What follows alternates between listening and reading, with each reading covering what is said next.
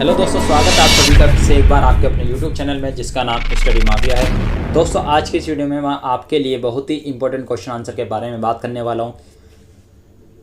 दोस्तों, मैं बात करने वाला हूं वॉलंटरी ऑर्गेनाइजेशन एक सब्जेक्ट के बारे में, यानी कि उसका क्या क्वेश्चन बन सकता है और उसका आपको आंसर क्या लिखना है। मैं आपको बात करने बताऊँगा कि आपको उसका आंसर कैसे लिखना है। तो आज की वीडियो जो होगी, आज के जो टॉपिक होगा हमारा, वो वॉलंटरी ऑर्गेनाइजेशन से रिलेटेड ही होगा, क्योंकि इस वीडियो को लास्ट तक देखना ताकि आपको पूरी हेल्प मिल जाए आपको कि किस तरह से आपको एक आंसर लिखना है और आंसर में क्या लिखना है। तो चलिए आइए हम अपने आंसर की शुरुआत करते हैं। तो दोस्तों, जैसा कि मैं आपको बता दूं कि जो आज का हमारा क्वेश्चन होने वाला है वो होगा सर्वोदय परंपरा में स्वयंसेवी संगठनों की भूमिका को स्पष्ट करना है।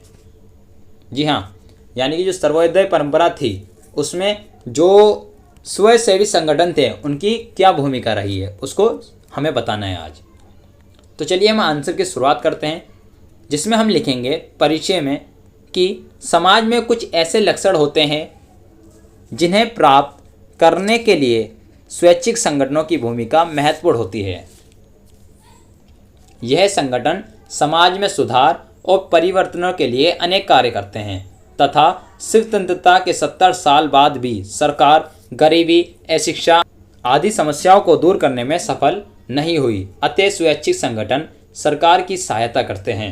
गांधी जी के स्वैच्छिक के विचार को केवल सरकार द्वारा पूरा ही नहीं किया जा सकता, क्योंकि विकास का लाभ सभी को समान रूप से मिले यह कठिन है।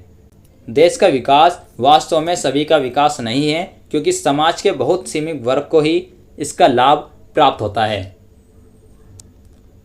तो दोस्तों, ये था हमारा इसका परिचय। अब हम बात करते हैं इसकी मेन हेडिंग की कि सर्वोदय का सिद्धांत क्या है, वो सिद्धांत क्या कहता है।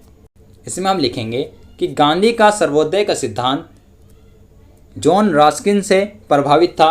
उसने अपनी पुस्तक में विचार प्रकट किए। उसके विचार 3 सिद्धांतों पर आधारित हैं, जिसमें हम लिखेंगे कि पहला पॉइंट जो सिद्धांत है वो होगा किसी व्यक्ति का भला तभी हो सकता है जब सबका भला हो। इसके दूसरा पॉइंट है श्रम महत्वपूर्ण है, चाहे वो वकील का हो या बाल काटने वाले का हो। तीसरा होगा कि एक मजदूर का जीवन जीना महत्वपूर्ण बात है। दोस्तों, ये सिद्धांत है। गांधी ने इन सिद्धांतों से प्रभावित होकर सर्वोदय के सिद्धांत का प्रतिपादन किया। गांधी का विचार था कि मानसिक या शारीरिक श्रम एक समान है, अतः मजदूर का श्रम और शिक्षित व्यक्ति को श्रम अलग अलग नहीं है। गांधी का विचार था कि सर्वोदय के लिए ग्राम गणराज्य आवश्यक है, जिसमें प्रत्येक व्यक्ति अपने कार्य को स्वयं करे। गांव में सभी नीतियों का निर्माण पंचायतों के माध्यम से हो, जिससे लोकतंत्र सफल होगा और गांव में राज्य कोई हस्तक्षेप नहीं करना चाहिए। गांव में समाज और लोकतंत्र की स्थापना के बाद सर्वोदय के लक्ष्य को प्राप्त किया जा सकता है। जैसे धनी किसानों को इस बात के लिए तैयार किया जाए कि वह अपनी अतिरिक्त भूमि गरीब किसानों को प्रदान कर दे। लोग पंचायतों के लिए श्रम दान करें। यदि कोई व्यक्ति संकट में है तो सभी उसकी सहायता करें। इस प्रकार शिव राज्य का लक्ष्य प्राप्त होगा और सर्वोदय की स्थापना होगी। तो दोस्तों, ये था जो सर्वोदय का सिद्धांत। अब हम बात करेंगे इसकी अगली मेन हेडिंग की कि सर्वोदय में भूमिका। इसमें फर्स्ट हेडिंग बनाएंगे, लिखेंगे सर्वोदय में औद्योगिकरण की भूमिका, जिसमें हम लिखेंगे कि गांधी का विचार था कि औद्योगिकरण आवश्यक है, लेकिन इसका लाभ सभी को मिलना चाहिए। इसलिए गांधी ने औद्योगिक के पश्चिमी मॉडल को स्वीकार नहीं किया। उनके अनुसार सर्वोदय के लिए लघु कुटीर उद्योगों को बढ़ावा देना चाहिए और केवल वही बड़े उद्योगों होने चाहिए जो अत्यंत आवश्यक हो, क्योंकि बड़े उद्योग से केवल धनी वर्ग को ही लाभ होता है। सर्वोदय में भूमिका की दूसरी हेडिंग बनेगी शिक्षा की भूमिका, जिसमें हम लिखेंगे कि गांधी का विचार था कि शिक्षा के माध्यम से अच्छे समाज का निर्माण किया जा सकता है। शिक्षा के द्वारा ही जाति प्रथा और छुआछूत जैसी समस्याओं का अंत किया जा सकता है। तो दोस्तों, ये थी शिक्षा की भूमिका। अब हम बात करते हैं सर्वोदय में भूमिका की अगली हेडिंग होगी सामाजिक परिवर्तन का सिद्धांत, जिसमें हम लिखेंगे कि गांधी ने विकासवादी सामाजिक परिवर्तन का समर्थन किया। गांधी का विचार था कि समाज में बहुत धीमी गति से परिवर्तन होता है। यदि समाज की बुराइयों की जानकारी व्यक्ति को ही दी जाए तो व्यक्ति में सामाजिक परिवर्तन की इच्छा उत्पन्न होगी, जिससे सामाजिक बुराइयों का अंत होगा। लेकिन गांधी ने सामाजिक परिवर्तन के लिए हिंसा को स्वीकार नहीं किया।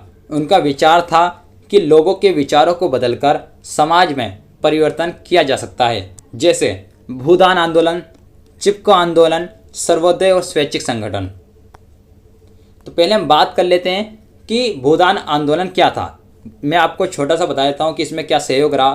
भारत में आज़ादी के बाद विनोबा भावे ने भूदान आंदोलन आरंभ किया। इन आंदोलन का उद्देश्य भूमिहीन किसानों का कल्याण करना था, क्योंकि स्वतंत्रता के बाद भी कृषि भूमि पर उच्च वर्ग का ही नियंत्रण था। अतः विनोबा भावे ने लोगों को समझाकर गरीबों के लिए भूमि दान करने के लिए आंदोलन चलाया। अब बात करते हैं इससे अगले आंदोलन की, चिपको आंदोलन। इसमें है कि 1974 में उत्तराखंड में यह आंदोलन आरंभ हुआ। इसका उद्देश्य पेड़ों की कटाई का विरोध करने था, क्योंकि जंगलों के द्वारा सभी को लाभ था। अतः इस आंदोलन का उद्देश्य भी सर्वोदय था। तो दोस्तों ये आंदोलन दो हुए हैं, वो सर्वोदय में हुए। अब हम बात करते हैं इससे अगली हेडिंग की कि सर्वोदय और स्वैच्छिक संगठन क्या है, जिसमें हम लिखेंगे कि सर्वोदय इस मान्यता पर आधारित है कि व्यक्तिगत लाभ के साथ साथ समुदाय या समाज के लाभ के काम भी किए जाएं। यह भी प्रत्येक व्यक्ति के समाज के लिए कुछ करने की इच्छा होती है, लेकिन ऐसे कार्यों को आरंभ करना कठिन होता है। अतः स्वैच्छिक संगठन व्यक्ति के लिए सामाजिक लाभ के कार्यों को करना संभव बनाते हैं। जैसे ए पॉइंट है इसमें, स्वैच्छिक संगठनों के द्वारा व्यक्ति समाज के लिए लाभदायक कार्य करता है। दूसरा पॉइंट है इसमें, स्वैच्छिक संगठनों के द्वारा व्यक्ति सामाजिक समस्याओं के प्रति जागरूक उत्पन्न करता है। तीसरा पॉइंट है इसमें, स्वैच्छिक संगठनों के द्वारा समाज के पिछड़े वर्गों में सरकारी योजनाओं के लाभों के प्रति जागरूकता उत्पन्न करता है। तो दोस्तों अब इसमें बचा निष्कर्ष, जिसमें हम लिखेंगे कि यह आंदोलन स्वैच्छिक कार्य के अंतर्गत पेश किया गया, जिनके द्वारा तब के धनिक किसानों के लोगों का उदाहरण पेश किया गया। दूसरी ओर एक गलत फहमी भी पैदा होने की शिकार हो जाती है। यदि वास्तव में ऐसा होना संभव हो तो शायद विश्व में कोई भी निर्धन ना रहे और बिना किसी प्रयास के समस्याएं समाधान पा जाएं। ऐसा कभी कभी ही होता है। तो दोस्तों ये था एक प्रॉपर आंसर है सर्वोदय परंपरा के ऊपर कि आंदोलन क्या था, किसने चलाया था, ये बारे हमने इस वीडियो में डिस्कस की। तो दोस्तों उम्मीद करता हूँ आपकी इसको आंसर से हेल्प हुई होगी। दोस्तों अगर आपकी इससे थोड़ी सी भी हेल्प हुई है तो इस चैनल को सब्सक्राइब करें, इस वीडियो को लाइक करें और नीचे कमेंट बॉक्स में बताएं कि आपकी इससे कितनी हेल्प हुई है। तो मिलते हैं जल्दी नेक्स्ट क्वेश्चन आंसर के साथ। Bye bye, take care, see you tomorrow, अस्सलाम वालेकुम, सब बखैर।